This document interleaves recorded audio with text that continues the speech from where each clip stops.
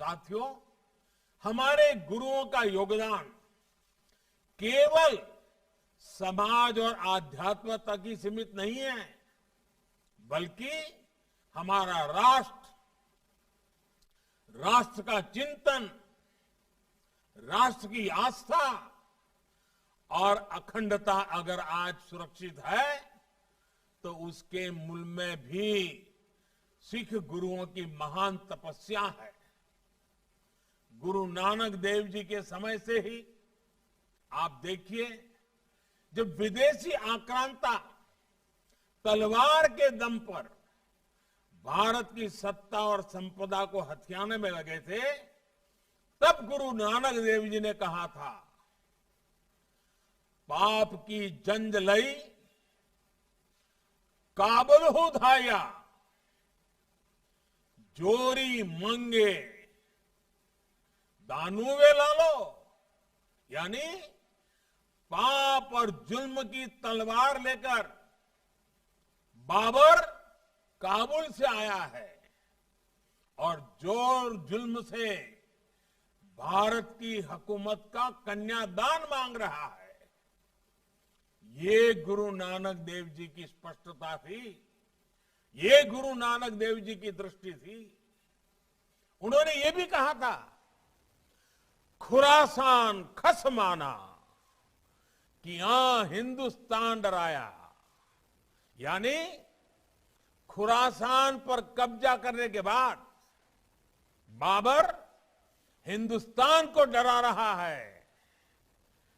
इसी में आगे वो ये भी बोले, ऐती मार पई कर लाने तय की दर्दू न आया।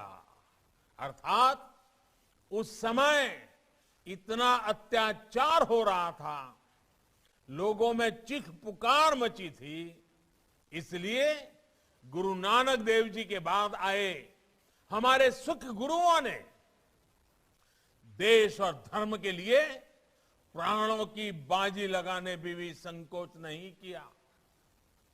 इस समय देश गुरु तेग बहादुर जी का 400वां प्रकाश उत्सव मना रहा है। उनका पूरा जीवन ही राष्ट्र प्रथम के संकल्प का उदाहरण है।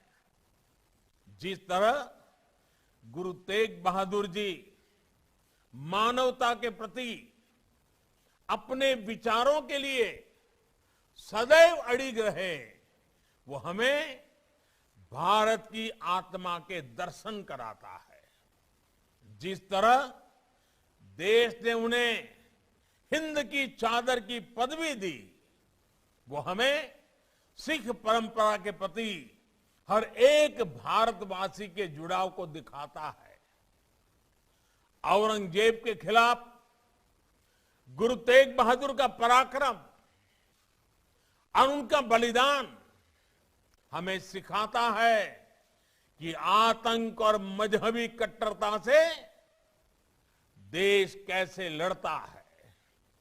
इसी तरह दसम गुरु गोविंद सिंह साहब, उनका जीवन भी पग पग पर तप और बलिदान का एक जीता जागता उदाहरण है। राष्ट्र के लिए, राष्ट्र के मूल विचारों के लिए दसम गुरु ने अपना सर्वस्व न्योछावर कर दिया। उनके 2 साहिबजादों जोरावर सिंह और फतेह सिंह को आतताइयों ने दीवार में जिंदा चुनवा दिया, लेकिन गुरु गोविंद सिंह जी ने देश की आन बान और शान को झुकने नहीं दिया।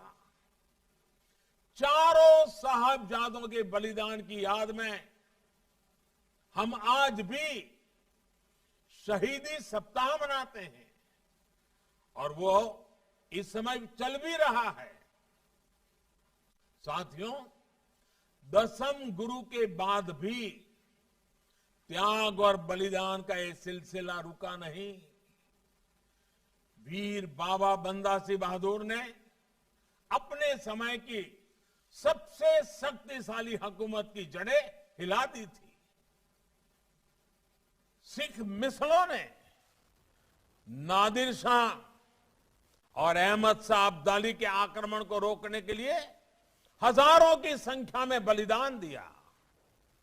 महाराजा रणजीत सिंह ने पंजाब से बनारस तक जिस तरह देश के सामर्थ्य और विरासत को जीवित किया, वो भी इतिहास के पन्नों में दर्ज है। अंग्रेजों के शासन में भी हमारे सिख भाइयों बहनों ने जिस वीरता के साथ देश की आजादी के लिए संघर्ष किया, हमारे आजादी का संग्राम, जलियांवाला बाग की वो धरती आज भी उन बलिदानों की साक्षी है। ये ऐसी परंपरा है जिसमें सदियों पहले हमारे गुरुओं ने प्राण फूके थे और वो आज भी उतनी ही जागृत है, उतनी ही चेतन है।